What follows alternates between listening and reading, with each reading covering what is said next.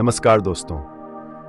आज हम महाभारत के एक ऐसे पात्र की कहानी लेकर आए हैं जो वीरता, उदारता और संघर्ष का प्रतीक है। जी हाँ, हम बात कर रहे हैं महाबली कर्ण की, जिन्हें उनके जन्म के साथ ही मिले श्रापों ने उनके जीवन को एक त्रासदी में बदल दिया।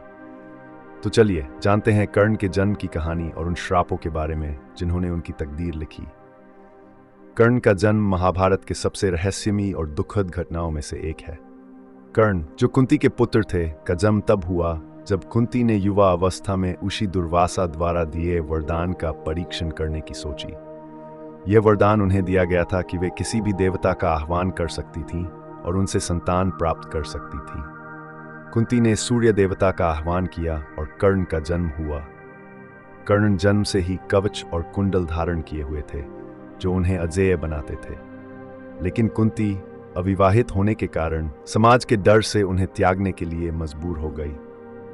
कर्ण को एक टोकरी में रखकर नदी में बहा दिया गया, जहां सूत अधिरथ और उनकी पत्नी राधा ने उन्हें पाया और अपने बेटे की तरह पाला। अब बात करते हैं कर्ण के जीवन के उन श्रापों की जो उनके भाग्य में मुख्य भूमिका निभाते हैं।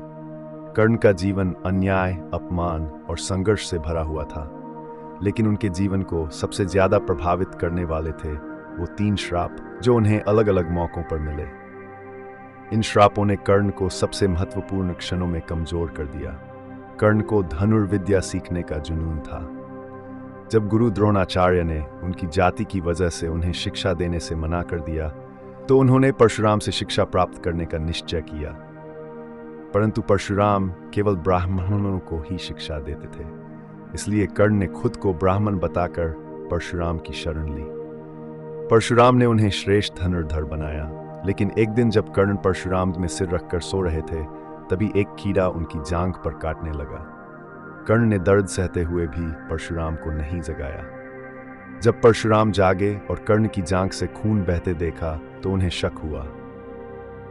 जब परशुराम ने कर्ण से उसकी सच्चाई पूछी और उसे पता चला कि वह ब्राह्मण नहीं है, तो परशुराम ने क्रोध में आकर उसे श्राप दिया कि जब वह सबसे महत्वपूर्ण क्षण में अपने जान का उपयोग करना चाहेगा, तब वह इसे भूल जाएगा। कर्ण को एक बार रास्ते में जाते समय एक गौरी गाय के बछड़े का अनजाने में वध करने का पाप लगा। उस बछड़े की मालिक ब्राह्मणी ने क्रोधित होकर कर्ण को श्राप दिया कि जैसे उसने निर्दोष बछड़े को धरती में गिराया, उसी तरह कर्ण का रथ का पहिया भी युद्ध के समय धरती में धंस जाएगा। युद्ध के समय जब कर्ण और अर्जुन आमने सामने थे, तब यही श्राप सच हुआ और कर्ण का रथ का पहिया जमीन में धंस गया। महर्षि भृगु के वंश से होने के कारण परशुराम का कर्ण को दिया हुआ श्राप भी एक तरह से भृगु ऋषि का श्राप माना जा सकता है। परशुराम ने अपने वंश को सुरक्षित रखने के लिए यह श्राप दिया था कि कर्ण अपने अंतिम समय में अपने शस्त्रों का उपयोग नहीं कर पाएंगे। यह श्राप तब सच हुआ जब कर्ण युद्ध में अर्जुन के सामने थे और वह अपने दिव्यास्त्रों का स्मरण नहीं कर सके। कर्ण का जीवन कई मायनों में दुखद था। वे जन्म से क्षत्रिय थे, लेकिन जीवन भर उन्हें सूत पुत्र कहा गया। उनकी वीरता और उदारता ने उन्हें महान बनाया, लेकिन उनके श्रापों ने उन्हें सबसे नाजुक पलों में असहाय कर दिया। कर्ण ने हमेशा सम्मान और मान्यता के लिए संघर्ष किया और उनकी मित्रता दुर्योधन के साथ उन्हें विनाशकारी रास्ते पर ले गई। कर्ण को दानवीर कहा जाता है क्योंकि उन्होंने अपने जीवन में दान के क्षेत्र में अद्वितीय उदारता और निस्वार्थता का परिचय दिया। कर्ण का सबसे बड़ा गुण था उनकी निस्वार्थ दान की भावना। वह कभी किसी को खाली हाथ नहीं लौटाते, चाहे उनके पास जो भी हो। उनके लिए दान धर्म का सबसे ऊंचा आदर्श था और वे इसे हमेशा निभाते थे। महाभारत की सबसे प्रसिद्ध घटना कर्ण के दानवीर कहलाने का सबसे बड़ा कारण है। कर्ण जन्म से ही दिव्य कवच और कुंडल धारण किए हुए थे, जो उन्हें अजेय बनाते थे। जब महायुद्ध से पहले इंद्र, जो अर्जुन के पिता थे, ब्राह्मण का रूप धारण करके उनसे उनका कवच और कुंडल मांगने आए, तो कर्ण ने बिना किसी झिझक के उन्हें दान कर दिया। वह जानते थे कि इससे उनकी मृत्यु निश्चित हो जाएगी, लेकिन फिर भी उन्होंने दान देने से मना नहीं किया। कर्ण को सूर्य पुत्र कहा जाता है और सूर्य की तरह ही उनका हृदय भी दानशील था। वह हर दिन सूर्योदय के बाद किसी भी मांगने वाले को कुछ भी देने के लिए तैयार रहते थे। यह उनकी महान उदारता का प्रतीक था और इसी कारण से वे दानवीर के नाम से प्रसिद्ध हुए। महाभारत के युद्ध में कर्ण और अर्जुन के बीच की लड़ाई अत्यधिक रोमांचक और महत्वपूर्ण थी। इस युद्ध के दौरान एक दिलचस्प घटना घटित होती है, जिसमें अर्जुन जब बाण चलाते थे तो कर्ण का रथ 10 कदम पीछे चला जाता था। वहीं जब कर्ण बाण चलाते थे तो अर्जुन का रथ केवल 1 कदम पीछे जाता था।